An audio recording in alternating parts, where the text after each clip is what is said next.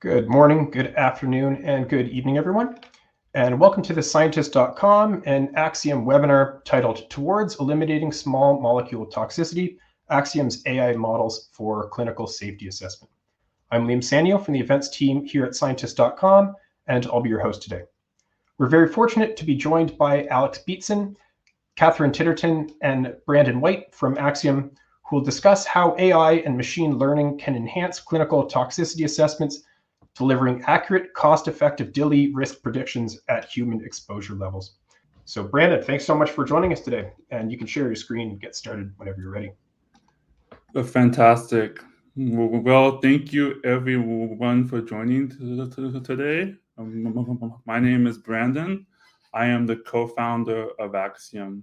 And Axiom is focused on equipping scientists with the most accurate and most affordable predictive models of safety and toxicology.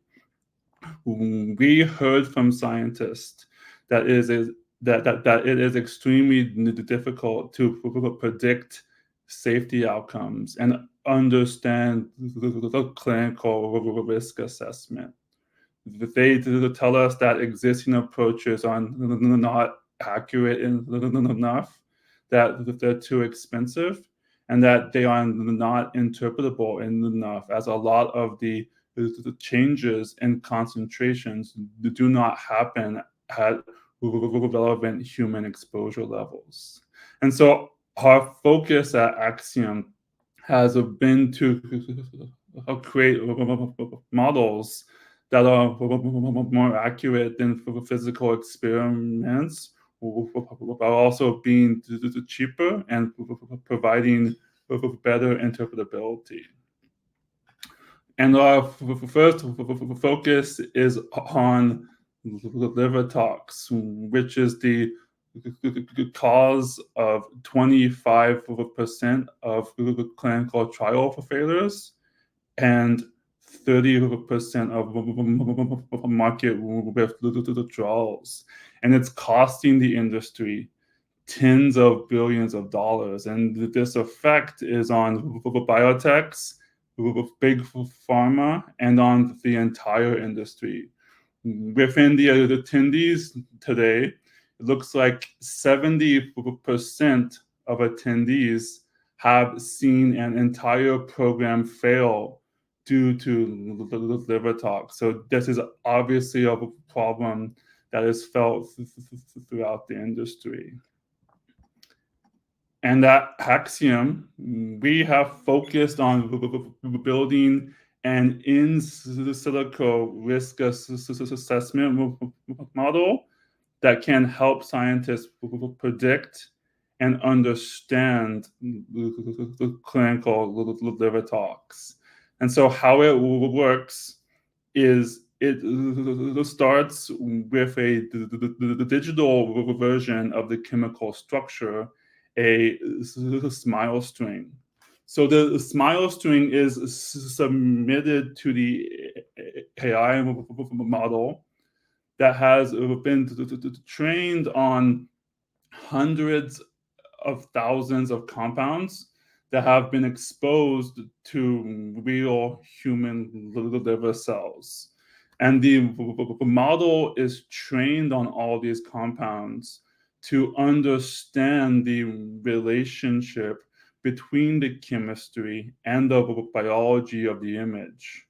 So the model can predict how the chemical is changing the mitochondria, how it's changing different aspects of cytotoxicity, oxidative stress, AR stress, cytoskeleton changes, and it also predicts the ADME properties of the compound.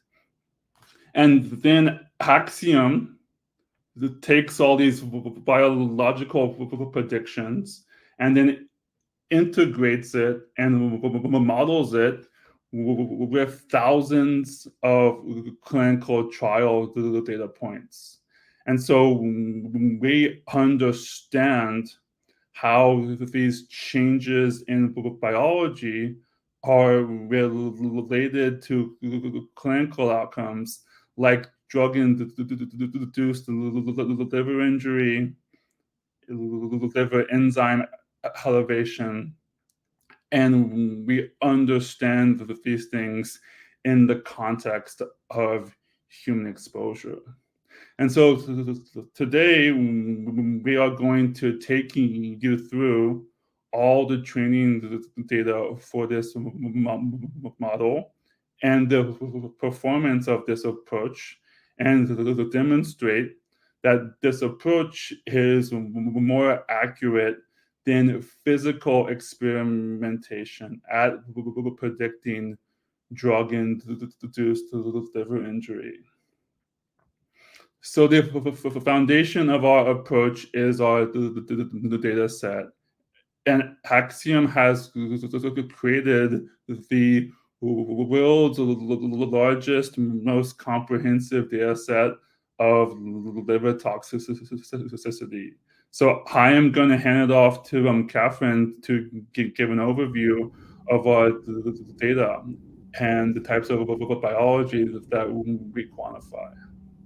Awesome. Thank you, Brandon. So let's start polling.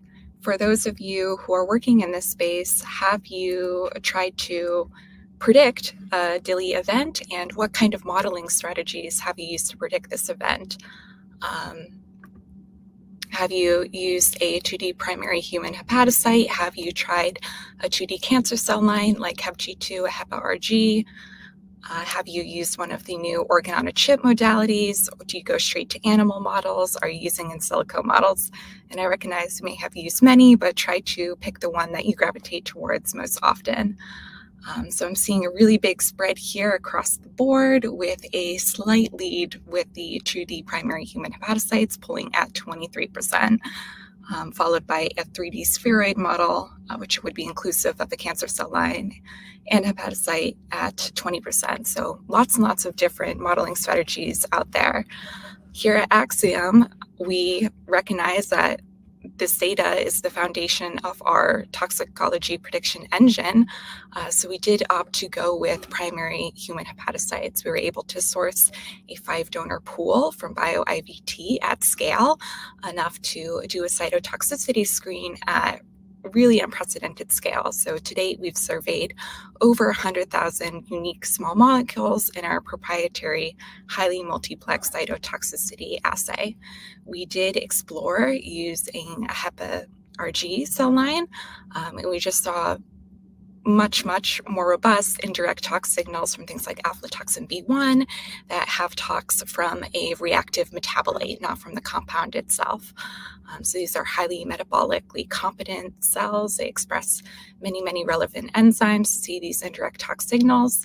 And because we need to see 100,000 unique small molecules, we're doing this in a high throughput paradigm. So we have a single compound dose exposure. We let the cells incubate without perturbation for 48 hours. And this is in full 8-point concentration response with a maximal concentration of 100 micromolars. So very wide survey of chemical space and how different small molecules will perturb the biology and induce tox signals in primary human hepatocytes. Our assay is incredibly multiplex. We combine 2 ground truth biochemical assays, which are both non-lytic, so we can do this in the live cell culture.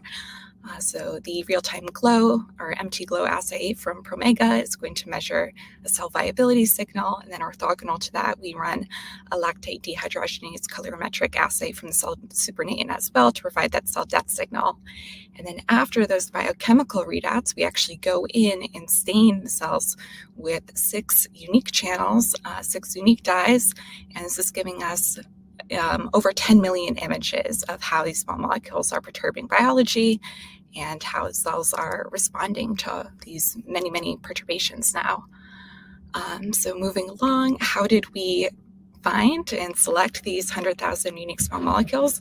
The short and honest answer is it's pretty much everything we could feasibly get our hands on that was commercially available, that we felt customers would be interested in, that were in areas of risk for drug-induced liver injury.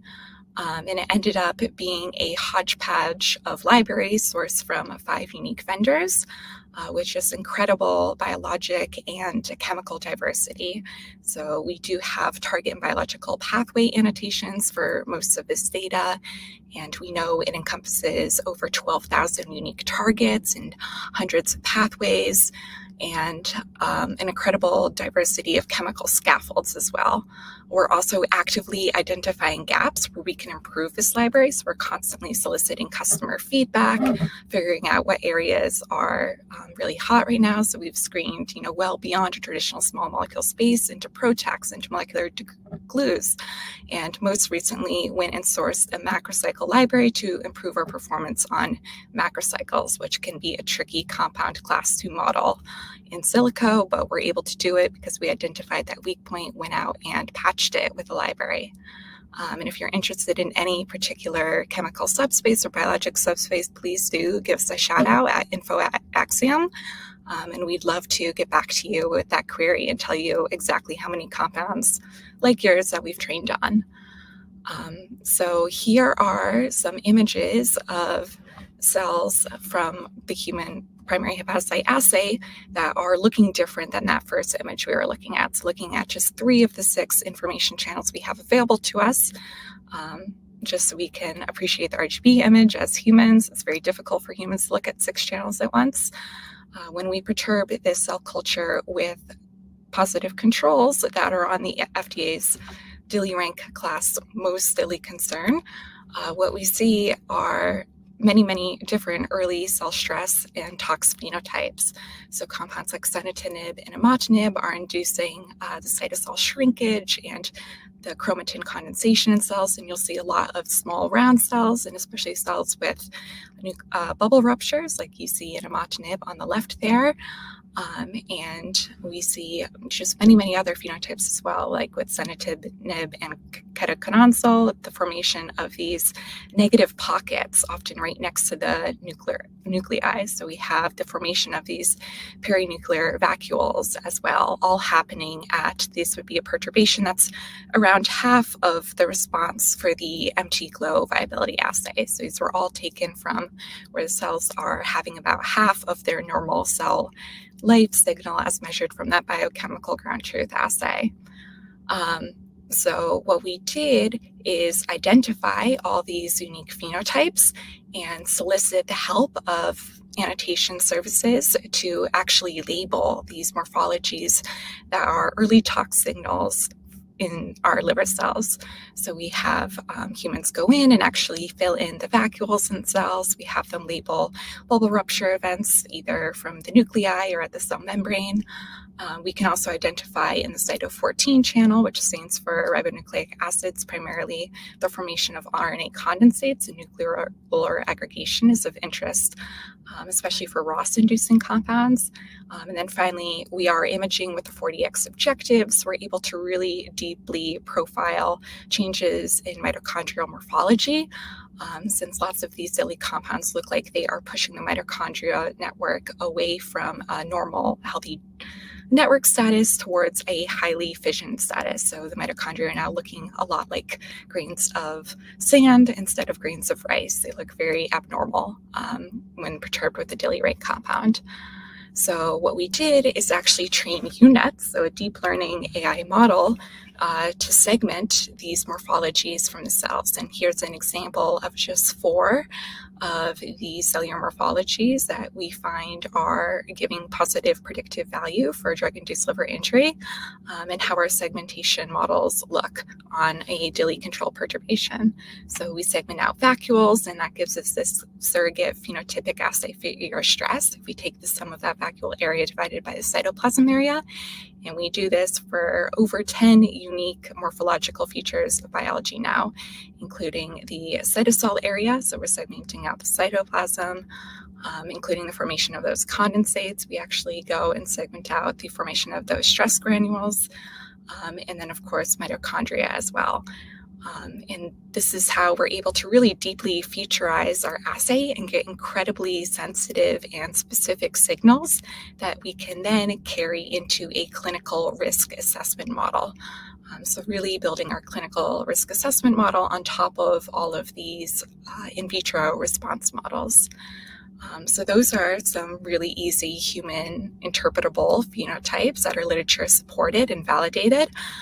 But we also black boxed this problem of identifying a morphology shift in the cells by training a model to distinguish between a DMSO vehicle control image and something that was definitely out of that population distribution.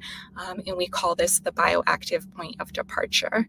So we represent our images using deep learning embeddings, and we have a classifier on those embeddings, and we extract the probability from that, and that's telling us if a set of the cell painting images, including all 6 channels, is going out of that normal healthy population.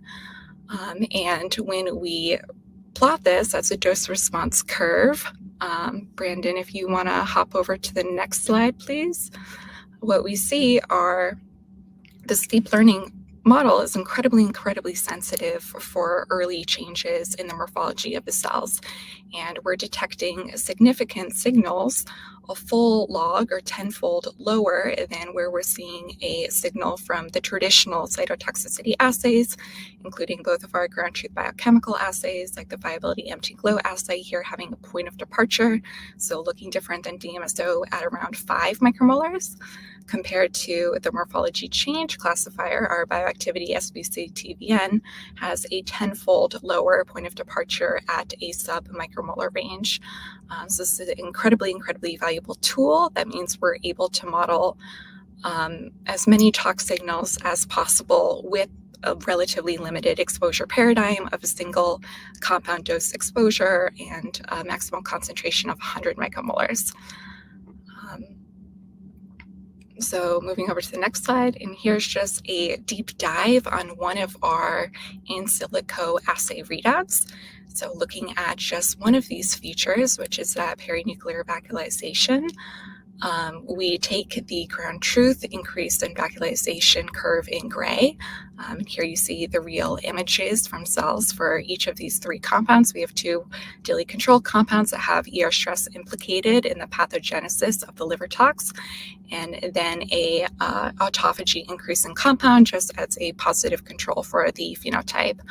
And what we see is that we actually do quite well on these prediction tasks. More often than not, 90% or more of the time, our in silico prediction of that significant point of departure, so where a compound is inducing significant vacuolization, is within 3-fold of that ground truth point of departure.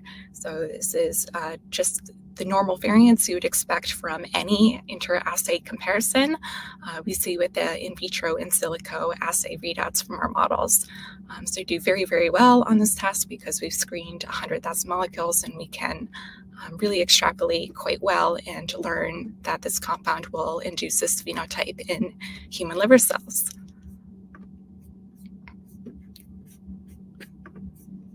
All right, cool. So putting it all together, obviously we didn't just quantify vacuoles. We have over 10 models of unique biology now. Here are 6 of them just plotted together. So we look at many dose response curves for each compound. So we have really rich, detailed profiles of how perturbations are affecting cells, including these sensitive measures like the vacuolization and the morphology change with the bioactivity classifier, as well as those more traditional and standard readouts like the lactate dehydrogenase assay, which are going to be more directly comparable with the clinical readout of AST, ALT elevation. And when we put it all together, we have many dose response curves, but we found it's easy to really distill these curves down to the point of departure. And when we just look at the point of departure for each of these compounds, can you hop over to the next slide, please, Brendan? What we see are compounds can have really unique cytotoxicity profiles if you consider all these features, and we really do almost equally well on all of them. So the gray bar indicating the ground truth point of departure, where higher bar is going to be a lower point of departure, which would be more concerning, is really closely aligned with that yellow bar, which would be our predicted in silico point of departure. And then we've also just plotted that using a radar plot so you can appreciate the shape of the cytotoxicity driving these clinical risk predictions can be quite different for different compounds. So something like sunitinib is not pushing the mitochondrial network towards fission at all. That's completely negative. We're not predicting fission for that compound, whereas a compound like ketoconazole actually is not having a signal in the traditional cytotox assays like lactate dehydrogenase, but we are able to catch an early tox signal by seeing that shift towards fission to mitochondrial network, and we can accurately predict that event as well. Okay, so what comes next? We're really happy with our 2D cell assay, but we want to do more. So we're currently developing and miniaturizing a 2D plus multi-cell hepatic system using the Truvivo model from LifeNet Health. And this combines not just primary human hepatocytes, but actually plates those hepatocytes on top of supporting endothelial and feeder cells. So we're going to be able to culture for 2 weeks and graduate to a repeat dose paradigm and perturb our hepatocyte colonies with not just one perturbation event, but actually up to 4 perturbation events over the course of 2 weeks. So here on the left, you see some bright field imaging from our assay, which is still under development for our healthy DMSO vehicle control. So we have that pre-perturbation baseline, and the morphology of the colonies is not changing a lot with the addition of that DMSO solvent. Whereas for positive control like sunitinib at high concentration of 100 micromolar, so this is our cytotoxic positive control, you see that incredibly fast and robust change in the morphology of the cells, where lots of aberrant texture is appearing after we perturb with sunitinib. We see the formation of those vacuoles and lots of blebs as well. Even though cells remain adherent, they're still having a very robust bioactivity and cell death phenotype in this assay. So this is still under development. We're going to be profiling more liver-specific biology in the cell model, so actually going in and staining with fluorescent dyes and visualizing the biokinetic networks and seeing how those may dissipate when we perturb with a compound that can cause cholestasis or the accumulation of bile acids in the clinic. We're also interested in profiling steatosis in the cell model. So recently, LifeNet Health has published actually the use of a neutral lipid dye, here Nile Red, and they're finding significant phenotypes for diseased fatty livers. We want to see the same thing from drugs that are known to cause the steatosis phenotype in the clinic. So lots of antipsychotics are known to cause this. We're developing that right now. And then also going after transporter biology. So we're going to select one or more fluorescent biochemical markers after MRP2 or BSEP. And then also we're interested in expanding our modality beyond cell painting and exploring transporter expression and expression of larger protein analysis as well, using RNA-seq and or real-time qPCR approach here. So lots more cool directions to go, and we'll have very specific models which can actually predict the exact clinical presentation if it's more towards cholestasis or steatosis in a couple months from now, which is super exciting. Fantastic. Well, thank you very much, Catherine. And so that was a great overview of our data to train the model. And now we're going to discuss our actual performance and how we evaluated the model and how we think you all can work with us to continue to evaluate this model. So I will hand it off to Alex to discuss that. Thanks, Brandon. So as Brandon and Catherine have mentioned, we start off by constructing this really big data set of how primary human hepatocytes respond to different drugs. And we featurize the cell painting images to extract features which tell us how the morphology is changing in response to the drug. We then train models across these 100,000 different molecules to predict the cellular response just from molecular structure. And then on top of these models, which predict the cellular response from molecular structure, we predict drug-induced liver injury. So the input to this DILI model is the outputs of our cytotoxicity models, as well as predicted ADME measurements and as well as the clinical exposure or Cmax of the drug. We use labels from FDA's DILI rank, and we use Cmaxes and PK measurements that we've created from a large amount of literature and clinical trial records, as well as some labels that we've created ourselves from these as well. And by training across all of this, we get a model that for any new molecule, we can predict how the risk of DILI varies and increases with exposure. And we can do this just from the SMILE string or molecular structure, because we first predict the cellular response, and then we predict the probability of DILI. So we evaluate this model using DILI rank labels and molecules, which we've held out from training, and Cmaxes from literature. And we see very high accuracy, 77% sensitivity and 90% specificity. That means that we're able to flag DILI drugs as high risk at their clinical exposure, all of them except for about 23%. So 77% sensitivity means that we have a false negative rate of about 23%. And with this model, we also only have a false positive rate of 10%. 90% specificity means a false positive rate of 10%.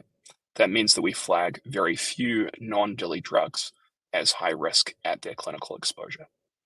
And this is actually much higher performance than most existing physical assays that people run in vitro. But we don't want you to take our word for it, and we don't want you to compare our numbers on this benchmark to other benchmarks that may use different data and may not be directly comparable. So we also look at a number of apples-to-apples benchmarks, comparing our model on exactly the same benchmark as has been studied by various different big pharma companies.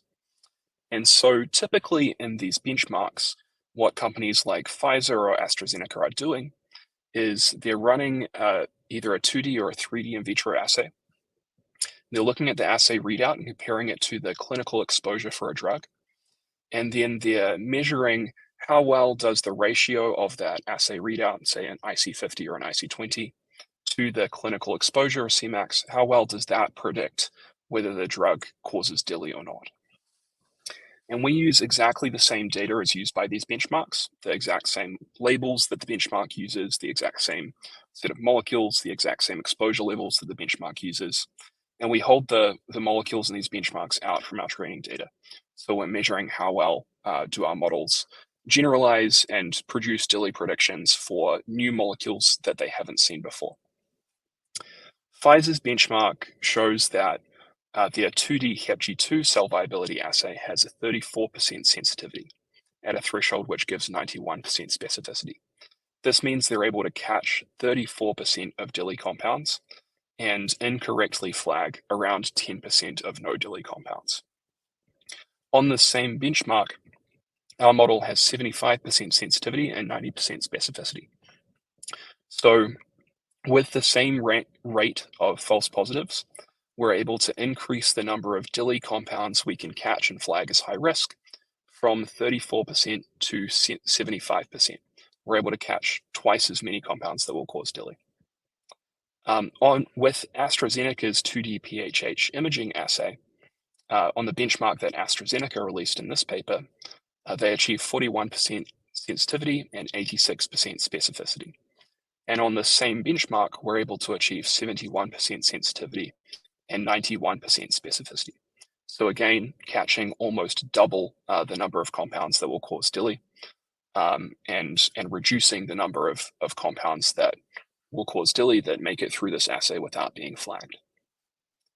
We also compare to more complex and more advanced 3D cell cultures, and across benchmarks released by AstraZeneca and Genentech, and Inspiro and Cyprotex.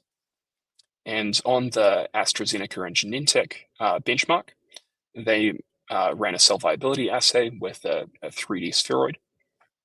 And this was able to achieve just under 50% sensitivity and 93% specificity. We get the same specificity and over 70% sensitivity.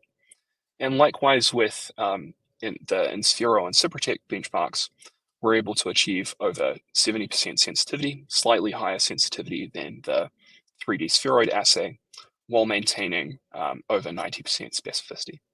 So we see incredibly consistent performance from this model across all of these different benchmarks. we see that we're consistently able to achieve higher sensitivity with similar and sometimes better specificity. And it's important to note for context that our model is entirely in silico, doesn't require chemical synthesis, doesn't require a long incubation time and a very expensive assay. These assays can run you thousands or even over $10,000 per compound.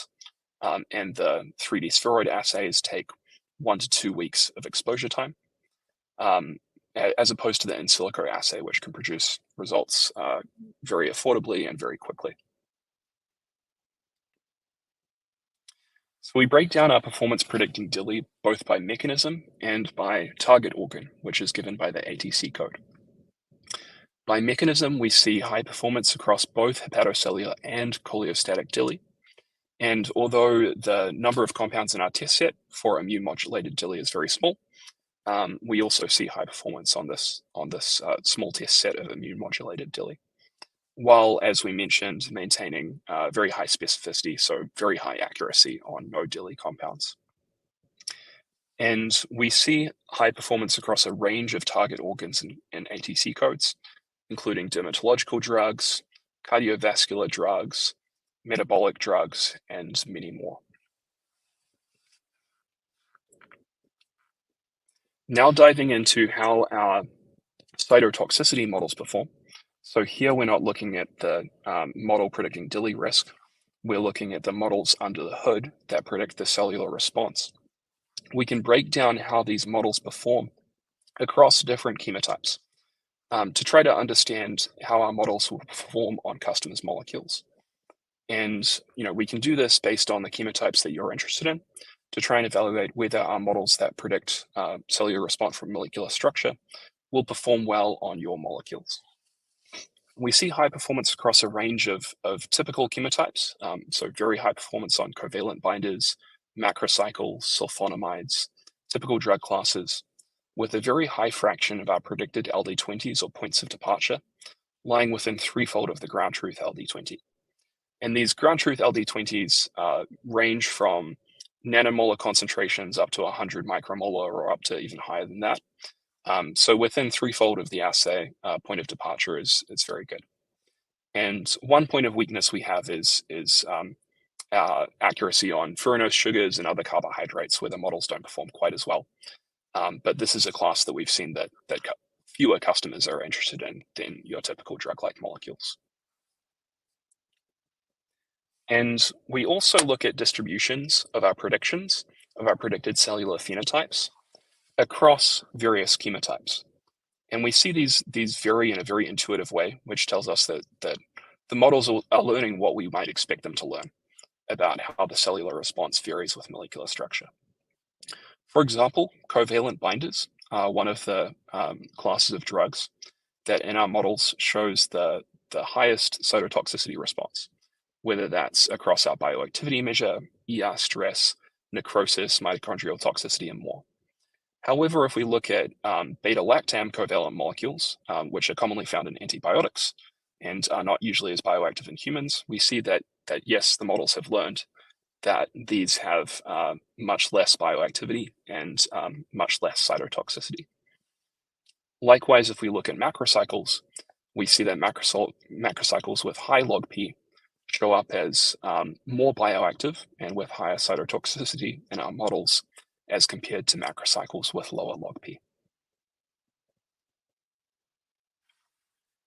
So I'd like to walk you through a couple of case studies.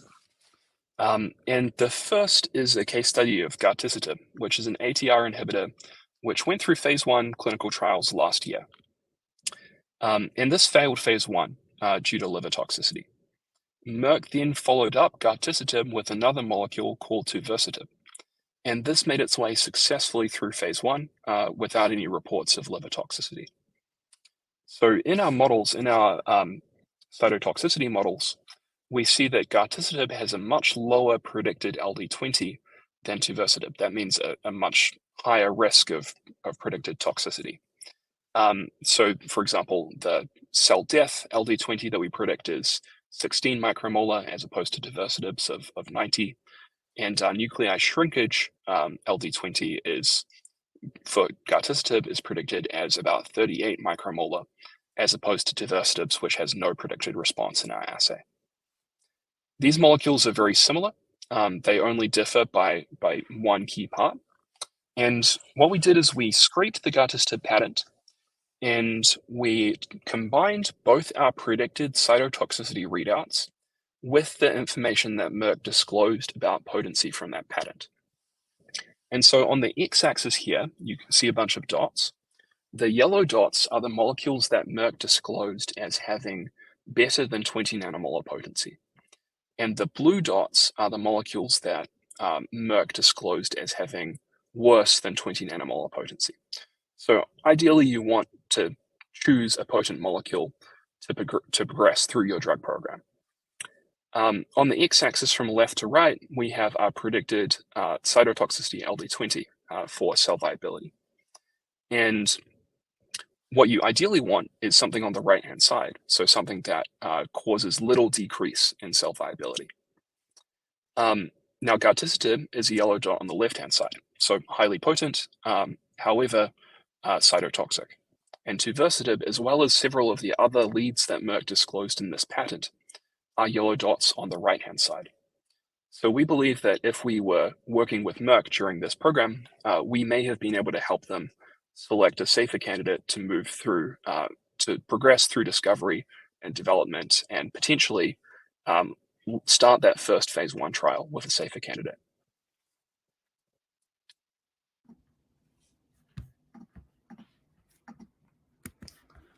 Fantastic. So thank you, Alex, for giving an overview of performance. Now I'm going to give a brief overview of how it works. With our customers, we provide them a completely secure and private workspace for their own compounds. And we can install this workspace and deploy this workspace on the customer server so that your data and your compounds never leave your infrastructure. And all of your team, from the chemist to the toxicologist, can have access to the platform. And they can take their list of smiles and they can submit their CSV, and then the smiles are processed almost instantly. And once they are processed, they can explore the data. And what you see here first is our clinical risk assessment model. And so Axiom performs the clinical risk assessment, which means focusing on understanding and predicting the risk at certain human exposure levels. And what you can see here for these compounds is that they don't have a risk of DILI at any Cmax level. And so these compounds are very safe. If we sort it, we get a lot of toxic compounds that have a high risk of toxicity at all these different Cmaxes. And so Axiom wants to provide the entire curve of risk and help toxicologists, help chemists understand risk at certain human exposure levels. And once they have a risk, we then want to help them interpret that result and understand the biology and the chemistry that is driving those results, and understand when the compound is changing the mitochondria or the DNA, or when it is overall bioactive. And they can go to this table to see a full list of all of our cell biology readouts, from cell viability, the area of the cytoplasm, necrosis, apoptosis, overall bioactivity, mitochondrial toxicity, AR stress, and they can understand these results across a full dose response. And then they can also dive into our investigative assistant in order to understand the chemistry and to understand which fragments and which motifs are driving the toxicity. And so I am going to hand it off back to Alex to dive deeper into our interpretability on the chemistry side. Thanks, Brandon. So in order to interpret what is driving the cytotoxicity of a molecule, the hepatotoxicity of a molecule, we run many different variants of that molecule under the hood through our models. And then we use our models' predictions on all of the different variants of a molecule to understand which parts of the molecule are key to its cytotoxicity response. Then we highlight those parts of the molecule for the user so that a medicinal chemist can focus on modifying, removing, changing the parts of the molecule that are implicated potentially in that molecule's mechanism of toxicity. We also provide many different suggestions, so many different small modifications of a molecule that are drug-like, that are sort of typical bioisosteric changes that can potentially reduce hepatotoxicity. And we rank these by how much they manage to reduce hepatotoxicity in our models, to provide starting points, ideas for people to search, filter through, find the ones that are permissible according to their SAR, and potentially have some sort of like sparks of things that they might want to try or things that they might want to iterate on. So I'd like to walk you through a couple more case studies. These are skewing slightly older. The first is nifazodone. This is an antidepressant from Bristol Myers Squibb, which unfortunately carries a black box label warning in the US and had numerous cases of hepatotoxicity. And our investigative assistant highlights this chlorophenyl group on the bottom right-hand side of the molecule as the key driver of hepatotoxicity for this molecule. Now, by looking at some slightly older molecules, we have the benefit of all of the research literature that has happened since nifazodone came out, which tells us what the actual mechanism was. And this chlorophenyl group is involved in metabolism by CYP3A4, which forms a reactive quinonamine. And this is the key driver of hepatotoxicity for nifazodone.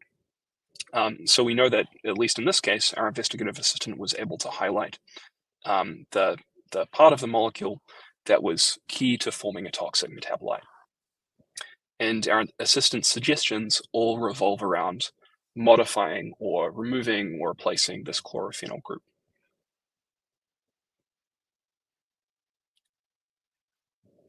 And the next case study is trevofloxacin. And this is a molecule that caused idiosyncratic DILI in the clinic. It was associated with several cases of acute liver failure.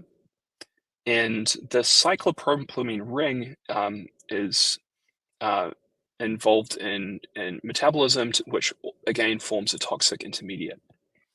And our assistant highlights this cyclopropylamine ring as the substructure that is most critical to modify in order to reduce DILI. And our suggestions again revolve around modifying this cyclopropylene ring. And as a final case study, we have zolpidem and Ambien. These were developed by a company that was later purchased by Sanofi. And zolpidem and Ambien are very closely related compounds. So, these phenyl groups get turned in zolpidem, zolpidem and alpidem. These phenyl groups in zolpidem get replaced with chlorophenyl groups in alpidem. And zolpidem is Ambien, it's marketed, it's safe, and alpidem was withdrawn due to DILI. Our models predict zolpidem as being having very low cytotoxicity, whereas alpidem in our models has much higher cytotoxicity. And our investigator assistant highlights these groups, these chlorophenols, as being the key substructures driving toxicity.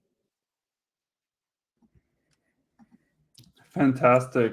Thank you, Alex. So there are a few questions on cost. And so Axiom provides a variety of services.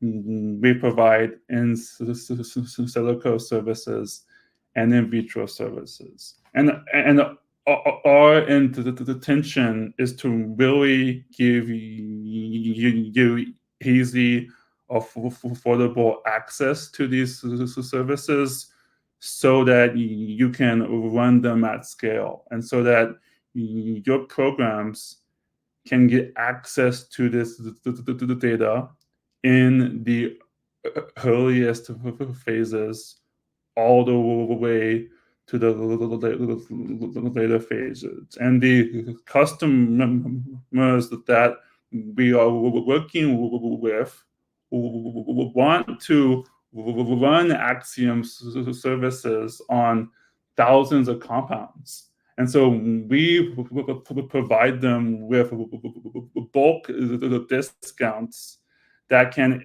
enable them to really scale their understanding of this biology. And so the first service that we provide is an in silico prediction of liver biology. And so given a SMILES string, we can predict how that SMILES is changing cytotoxicity, how it's changing biology, and we can do that very cost effectively. And so the cost is starting off at $150, and then we provide bulk discounts as the usage scales. The second tier is focused on clinical risk assessment, and it's focused on understanding the risk of DILI and liver enzyme elevations at a given Cmax. And this cost is $400. And then we also provide bulk discounts as usage scales. We also have the in vitro services that a lot of our customers are interested in for validating the in silico services. And again, all of our in vitro services happen at scale, and we can run these services on hundreds of compounds very cost effectively. And so that is the end of our presentation. I want to thank you again for taking the time to review this data. And we really hope to work with you to continue to validate these results and continue to improve these overall approaches so that the scientists who are developing the drugs can get better access to more accurate, more affordable data in order to make these absolutely critical decisions. And so we are now going to take questions, and I will hand it back to the moderator. Excellent. Well, thanks so much, Brennan, Alex, and Catherine, for the really great and I think convincing presentation. And with that, I think we'll kick off the Q&A. So first question here, do you characterize the uncertainty of your predictions? Yeah, Alex, do you want to take this question? Yeah, absolutely. We do. We train an ensemble of models which provide error bars around our predictions, and our models also inherently predict uncertainty. This uncertainty might not always be well calibrated if we evaluate it on molecules which are out of the distribution of our training set. So we try and be as transparent about what our training set is as possible, so that customers can evaluate whether their molecules and their chemotypes are similar to the sorts of molecules that we have in our training set. And then as long as those molecules are close enough to our training set, then we believe the models will be accurate enough and will have reasonably good uncertainty. Fantastic. Thanks a lot, Alex. All right, next one here, good one. So somebody says at the beginning, you also mentioned that you predict some ADME properties. What did you mean by this? And are you able to take into consideration the in vivo PK, meaning at which dose toxicity would occur?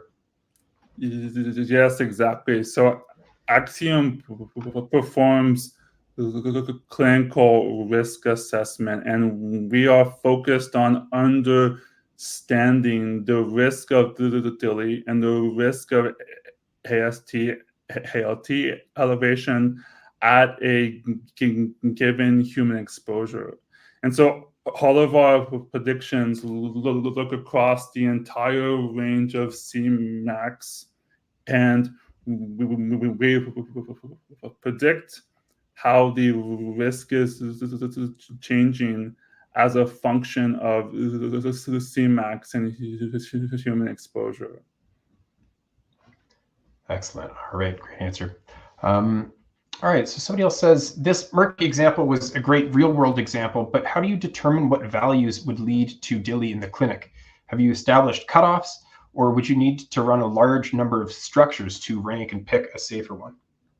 Yeah, and so I think the answer to that is both. I think the user and the scientist really has to reason about the human exposure of the drug, and then they can set that threshold for their risk tolerance, and they can start to rationalize about this safety window, about the therapeutic index at a given Cmax and at a given concentration. And so the way that the drug hunters should think about this is really understanding human exposure and what the therapeutic target is, and then thinking about the window that they have given our predictions of risk. And that can be done on a single compound. It can also be done on 1,000 compounds and into the entire lead series, so that you can find the leads that are potent with a higher safety window. And because our costs are so affordable, we are seeing a lot of bulk usage in that regard. Fantastic. Yeah, some great points. All right, next question is, I think, a really interesting one. How do you address chronic exposure DILI with 48 hours of exposure to 2D hepatocytes? Yeah, exactly. So I am going to hand this off to Catherine, but for chronic exposure, we are building a new assay for that, and we are incorporating this new assay with our existing data. You want to expand on that, Catherine? Yeah, so our current assay is actually able to have very good positive predictive power for a lot of long-term cytotoxicity, and that's because we're deeply identifying and featurizing these early changes that could be upstream of that downstream phenotype. So for example, mitochondrial toxicity is a risk factor for steatosis. So if we're predicting mitotox, we're therefore able to predict a downstream steatosis phenotype. But obviously there's things we can't predict. We don't have perfect sensitivity, and we would love to, significantly increase sensitivity to equal our specificity and get that 90-90 performance. And that's why we're developing the TruVivo model. So we're going to take these compounds that are known to cause DILI that were not bioactive in our current model, because there are some, of course, there's idiosyncratic DILI compounds that we haven't been able to capture a signal for. And we're going to graduate those to our, tier 2 production screen, which is the TruVivo multi-cell hepatic system. And that will be an opportunity to increase that exposure a bit. So quadruple it from that single 48-hour exposure to 4 different 48-hour exposures. And hopefully by increasing that in vitro exposure, we'll be able to significantly increase sensitivity and get it to match specificity. And that's where we're moving towards. Yeah, and in addition to these cells, we're also hoping to add the other liver cell NCPs, and also add in the cuffless cells to this multi-cell culture, so that we can see more of the immune response. Excellent. Yeah, thanks a lot, Catherine and Brendan. All right. Do you run the experiments in-house, and do you apply batch correction methods to ensure relatability of a new experiment to your existing data set? Yes, and so we run these experiments at scale, and we do very advanced batch correction of the data. And so I will hand it off to Alex to give a little overview of the types of batch corrections that we will perform. Yeah, so this is, hold on. Whoops. Yes. This is one of the things that we on the machine learning team at Axiom think the most about, because highly reproducible, very high quality data is the biggest factor in having models that perform really well. And I don't want to get too deep into it because we could talk for hours about batch correction. But long story short, we correct for all sorts of spatial variation within the results on a per plate basis and across a batch. So for example, you might have a little bit of evaporation around the edge of your plate. That's something we can correct for. Any other sort of spatial gradient, any other sort of batch to batch variability. So it's a lot deeper than typical batch correction, which just involves normalizing by, for example, the mean and standard deviation of some readout on a plate. And we can also apply similar batch correction methods to deep learning embeddings and vectors, as opposed to just single measurements. So that's something that hopefully you'll see some publications coming out from us on in the near future. Fantastic, great answer. All right, well, I think we're out of time, and so we'll call the Q&A there. But Brendan, Alex, and Catherine, thanks so much for joining us today. It's really been a pleasure having you with us. Yep, thank you all. Bye-bye. Yep, thanks everyone. And in closing, we hope you enjoyed this Scientist.com and Axiom webinar. and we'll see you again next time. Have a great day, everyone.